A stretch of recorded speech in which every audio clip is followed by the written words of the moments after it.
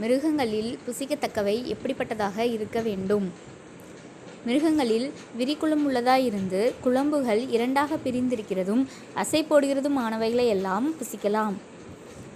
ஜலத்தில் இருக்கிறவைகளில் புசிக்கத்தக்கது எப்படிப்பட்டதாக இருக்க வேண்டும்? கடல்களும் ஆறுகளும் ஆகிய தண்ணீர்களிலே சிறகும் செதிலும் உள்ளவைகளையெல்லாம் புசிக்கலாம். நான் பரிசுத்தர், ஆகையால் நீங்களும் பரிசுத்தராய் இருப்பீர்களாக. ஆண் பிள்ளை பெற்ற ஸ்திரீ எத்தனை நாட்களுக்கு பின் கர்த்தருடைய சந்நிதியில் வந்து பலி செலுத்த வேண்டும்? 33 நாள். பிள்ளை பெற்ற ஸ்திரீ செலுத்த வேண்டிய காணிக்கை எது? 1 வயதான ஆட்டுக்குட்டியை சர்வாங்க தகன பலியாகவும் 1 புறா குஞ்சையாவது காட்டு புறாவையாவது பாவ நிவாரண பலியாகவும் கொண்டு வர கடவள். காய்பா யார்? பிரதான ஆசாரி.